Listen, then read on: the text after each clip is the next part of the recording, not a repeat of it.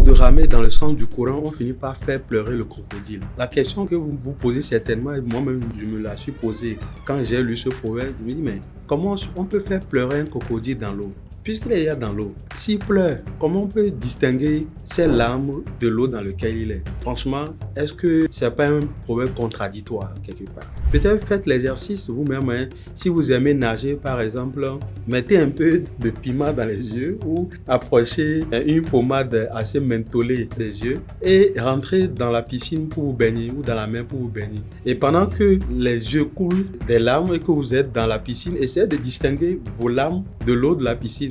C'est pratiquement impossible. Mais le proverbe nous dit, à force de ramer dans le sens du courant, on peut faire pleurer un crocodile. Quel est le principe que ce proverbe-là veut nous enseigner lorsqu'on parle de leadership, lorsqu'on parle de management ou de développement personnel?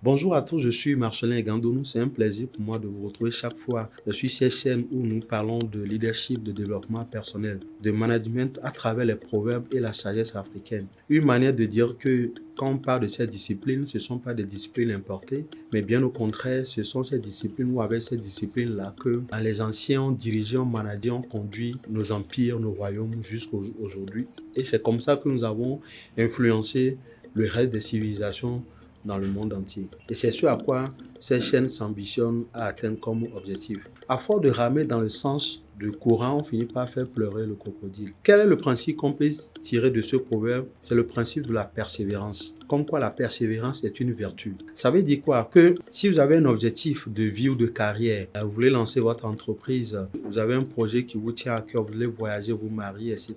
Si vous avez un projet qui vous tient vraiment à cœur, mais que c'est un projet qui semble difficile, voire impossible à atteindre, parfois pour vous-même, peut-être pour vous-même, ou peut-être pour même ceux qui sont autour de vous, à un moment donné, vous-même, vous allez vous poser la question de savoir qu'est-ce qui t'a pris de dire que non, en 3 mois, tu veux lancer un produit et avec une population d'acheteurs d'1 million de personnes qui vont acheter un produit que tu veux lancer dans 3 mois, mais un produit que les gens n'ont jamais vu. Comment tu peux dire des choses comme ça? Ou même ceux qui sont autour de vous disent, mais Marcelin, franchement, oui, on sait que tu aimes les gros défis, mais pardon, ça là seulement, faut laisser. Donc, un objectif qui est vraiment colossal, qui vous tient à cœur, qui est vraiment audacieux, outrageusement audacieux, peut vous intimider vous-même, peut intimider ceux qui sont autour de vous. Et c'est en cela que la persévérance intervient. À partir du moment où vous êtes convaincu que c'est un projet que vous pouvez atteindre, un autre outil dont vous avez besoin pour atteindre cet objectif-là, c'est la persévérance. C'est pour cela qu'on dit que la persévérance est une vertu. Et puis, vous ferez preuve de persévérance, un objectif qui semble inatteignable, qui semble difficile même à imaginer, comme faire pleurer un crocodile dans une rivière, vous pouvez finalement.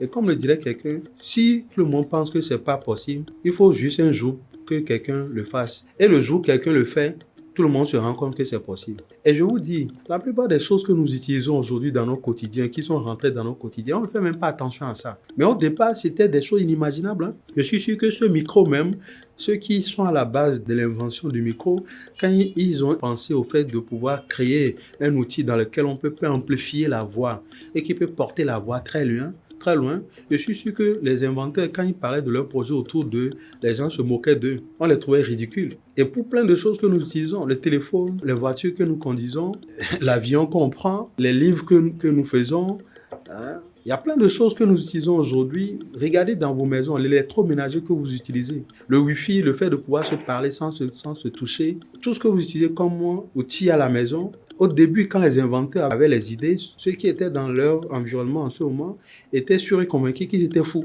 J'étais convaincu qu'ils étaient fous. Peut-être que vous-même qui regardez cette vidéo, il y a des choses sur lesquelles vous travaillez, mais les gens qui sont autour de vous disent, mais tiens, arrête ça, tu ne vas pas recréer la roue quand même. Mais ce que les gens estimaient que c'était impossible, où on considérait leurs inventeurs comme des fous, aujourd'hui, tout le monde l'utilise comme si de rien n'était. Mais c'est à force de persévérance qu'ils sont arrivés. C'est à force d'abnégation qu'ils sont arrivés. C'est à force d'être convaincus et têtus quelque part qu'ils sont arrivés. Donc, quelque part, c'est un peu comme s'ils ont fait pleurer un crocodile dans une rivière, puisque les gens estimaient que c'était impossible. Donc, quand vous travaillez sur un objectif et que les gens pensent que vous ne pouvez pas y arriver, il y a peut-être 3 choses, 3 questions, 3 choses que vous devez garder à l'esprit. Décidez d'être le pionnier dans le domaine, dans le secteur, sur le segment dans l'entreprise, sur ce projet, décidez d'être la première personne qui le fera pour ouvrir la voie à d'autres personnes. Et comme on l'a dit dans une vidéo précédente, le leadership aussi, c'est la capacité à aller quelque part où personne ne veut aller afin d'ouvrir la voie pour d'autres personnes. Et si vous ouvrez la voie pour d'autres personnes, c'est un peu comme si vous étiez un pionnier. Donc, une des manières de rester concentré, focus sur un objectif, c'est de faire preuve de persévérance en disant que oui, tout le monde estime que ce n'est pas possible, les gens pensent que je ne peux pas y arriver, mais je veux ouvrir la voie pour d'autres personnes. Peut-être que je n'irai pas jusqu'au bout, à la fin, mais je veux ouvrir la voie pour d'autres personnes. En faisant preuve de persévérance, je fais pleurer un crocodile dans la rivière. Deuxième chose, parfois, quand vous êtes en train de travailler sur un projet, le projet peut prendre le temps à pouvoir trouver un dénouement positif. Il y a des fois, comme le dit un acteur de cinéma noir américain que j'aime bien, Forest Whitaker, il dit parfois vous devez faire ce que vous avez à faire. Ensuite, vous pouvez faire ce que vous voulez faire. Il y a des moments donnés, en tant qu'aîné d'une famille, en tant que pionnier, en tant que dirigeant, en tant que premier responsable d'un projet, d'une organisation, d'une entreprise, d'un pays ou un parent, vous devez prendre des chemins tortueux. Vous devez faire des choses que les gens ne passent pas possible. Mais c'est de voir responsabilité en tant qu'aîné de famille, c'est voir responsabilité en tant que dirigeant, c'est voir responsabilité en tant que cadre, en tant que premier responsable, de pouvoir passer par là pour ouvrir la voie. Donc il y a des fois, vous devez faire des choses que vous n'avez pas envie de faire parce que vous devez être la personne qui passe là-bas d'abord. C'est pour ça que, généralement, dans nos familles, surtout africaines, les aînés ont une grande responsabilité. Et souvent, les parents disent, mais c'est toi qui es l'aîné, c'est toi qui dois montrer la voie à tes frères. Il faut que tu réussisses. Parfois, même on investit plus sur l'aîné en se disant que lui, quand il va réussir, il va pouvoir tirer ou tirer ses frères et sœurs avec lui. Donc, parfois, vous n'avez pas forcément envie de faire un certain nombre de choses, mais puisque vous êtes le dirigeant, puisque vous êtes la première personnalité, puisque vous êtes le responsable, vous devez faire pleurer un crocodile dans une rivière. Vous devez passer là pour ouvrir la voie à d'autres personnes. Il y a d'autres fois aussi, les gens estiment que c'est quelque chose qui n'est pas possible parce que les statistiques ont montré qu'une femme ne peut pas faire ça. Les statistiques ont montré qu'un jeune de votre âge qui veut devenir ministre, député, président de la République, qui veut être la première personne à créer une compagnie aérienne, une compagnie ferroviaire, à amener des investisseurs, à lever un fonds de plusieurs millions de dollars, à pouvoir être la première personne à mobiliser des présidents, des chefs d'entreprise sur des grands projets. Et il y a des statistiques qui montrent que non, ce n'est pas possible. Donc parfois, il faut faire démentir les statistiques. Donc, vous êtes une femme, on dit non, ça, c'est pas fait pour les femmes. Ça, c'est pas fait pour les jeunes. Et effectivement, on peut égrener un certain nombre d'éléments historiques qui montrent que toutes les femmes qui se sont essayées à ça ont échoué. Tous les jeunes qui se sont essayés à ça ont échoué. Mais je prends sur moi de faire démentir les statistiques. Parce que sachez qu'à la fin de la journée, ceux qui font progresser le monde là, ce sont les inventeurs, ce sont les fous. Ce sont eux qui font progresser le monde. Et je vous ai dit tout à l'heure qu'une bonne partie, sinon la majorité, la totalité des choses que nous utilisons aujourd'hui dans nos vies courantes, qui sont confondues à notre quotidien sans qu'on ne s'en rende compte, il a fallu que des gens soient fous pour pouvoir penser, imaginer ça. Et c'est parce qu'ils ont été suffisamment fous, qu'ils n'ont pas écouté les statistiques, qu'ils ont foncé. Et aujourd'hui, ce sont des choses qui sont dans notre quotidien. Donc, vous pouvez aussi décider de faire mentir les statistiques. Où on dit qu'un Africain ne peut pas faire ça. Un Africain ne peut pas travailler à la NASA. Un Africain ne peut pas aller dans l'espace. Un Africain ne peut pas construire un avion. Un Africain ne peut pas faire ceci, ne peut pas faire ça. Je décide de choisir de faire mentir les statistiques. Je vais faire pleurer un crocodile dans une rivière. Et le proverbe nous dit qu'à force de ramer dans le sens du courant, on finit par faire pleurer un crocodile. Et c'est comme ça qu'on finit par atteindre certains objectifs. Et tout le monde dit « Ah, waouh, moi je ne savais pas que c'était possible. » Là maintenant c'est possible. Vous voulez d'ouvrir la voie pour de nouvelles générations qui vont aussi faire preuve, utiliser l'intelligence et faire preuve d'intelligence collective pour créer de la richesse, pour créer de la valeur. Et comme je l'ai dit dans une vidéo précédente, la poule n'a pas honte de son poulailler.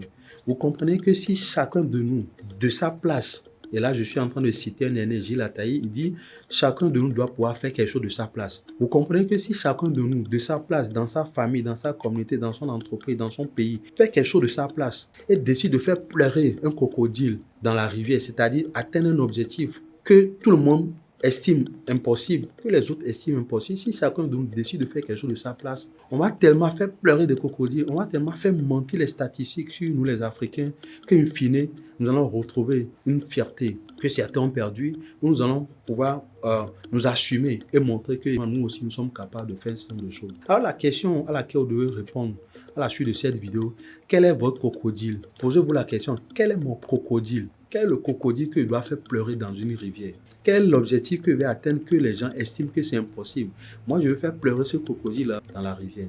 Je veux démentir les statistiques qui estiment que hommes, femmes africains ne peuvent pas faire ceci ou cela. Je veux être le pionnier dans un domaine, dans un secteur, sur un segment. Je veux ouvrir la voie et permettre à d'autres personnes de s'engouffrer, afin que nous puissions être beaucoup à faire mentir les statistiques et de cette façon permettre à nos familles, à nos communautés, à nos entreprises de se développer. Et ce n'est que comme ça que nos pays, en tout cas j'estime, peuvent aussi se développer. Et moi, de ma part, j'essaie de faire ce que j'ai à faire à travers l'éveil des consciences, à travers ce que je fais sur ces chaînes-là. Qui a dit qu'on ne peut pas parler de leadership, de développement personnel, de management, de gestion à travers les proverbes africains? Dites-leur de venir regarder par ici. Nous prenons beaucoup de plaisir à prendre les proverbes, à les mettre dans tous les sens, à les décrypter, montrer que les disciplines en matière de développement personnel, de leadership, de management ne sont pas des disciplines importées, mais au contraire, ce sont ces disciplines, avec ces disciplines-là que nos pays, nos empires, nos royaumes ont été conduits, managés, dirigés. Vous avez une compréhension du proverbe dont nous venons de parler? N'hésitez pas à mettre ça en commentaire, à mettre vos compréhensions en commentaire, on va les relayer si possible. Et vous avez également un proverbe autour duquel vous souhaiterez qu'on puisse échanger, on puisse vous aider à aller dans d'autres degrés de compréhension. Mettez-les également en commentaire. Nous allons procéder au tirage au sort et certains feront certainement l'objet d'une vidéo prochaine. Si c'est votre première fois sur cette chaîne, n'hésitez pas à vous abonner, activer la cloche de notification, partagez ça autour de vous si le cœur vous en dit.